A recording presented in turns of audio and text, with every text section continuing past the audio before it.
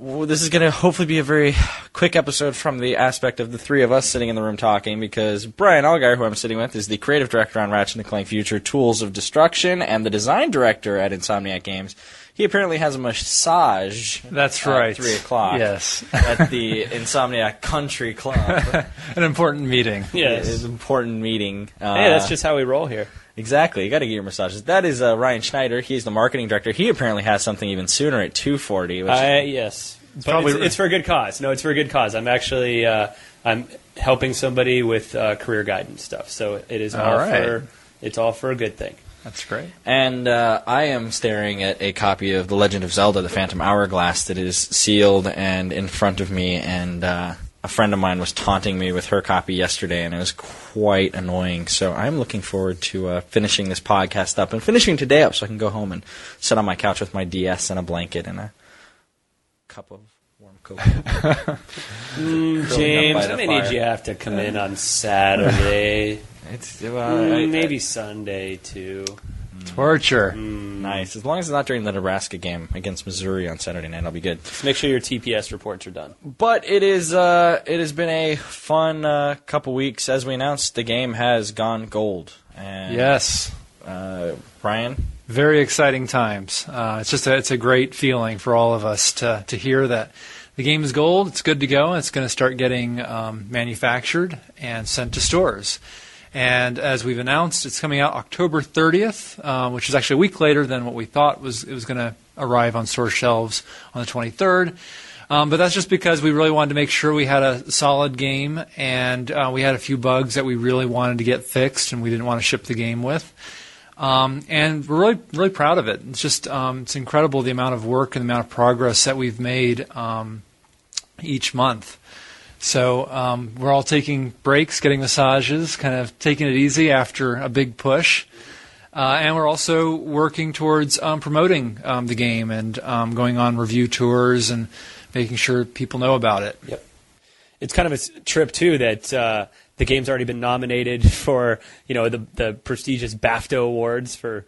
How does a game get nominated for something without being out yet? Yeah, you think that people play it and then nominate it. Like it was nominated in art direction, and action adventure. That's right. Yeah. Mm-hmm. Which is pretty cool. Basically, for those of you out there who don't know, BAFTA, the British, I think it's British Film Television Awards. I think something sounds like that. About right. It's basically Europe's Oscars, more or less. So it's a big honor for a game that hasn't quite come out yet, which is exciting for us. Oh, definitely.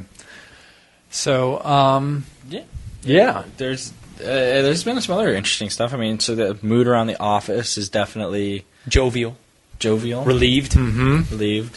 I think got a rap party coming up next week. We do have the rap party coming up next week. Ryan is super excited about this one. I know. Going to do some racing. It's Ryan's favorite thing. It's not my favorite thing. It's among my favorite things. This summer, before it got crazy, that's like what he was doing like every single weekend. Like, yes. He pretty much, if he wasn't at the track on the weekend, he wasn't happy. So maybe you should describe to us what racing is. I mean, we're going. Yeah. Well, Brian, you see, there's a determined starting point, and there's a determined. There's mopeds, there's horses, there's full-size cars. So there's Formula One.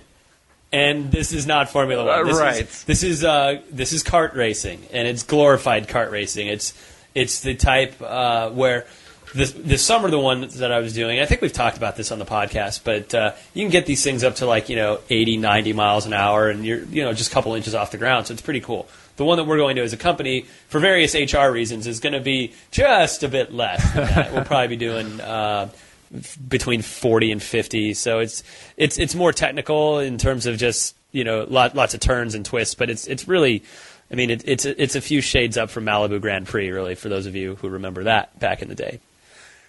So basically, the whole point is going to be racing, fun, acting like it's a Chuck E. Cheese birthday party and we're all 12 years old again, which we do extremely well at Insomniac, and I can't wait.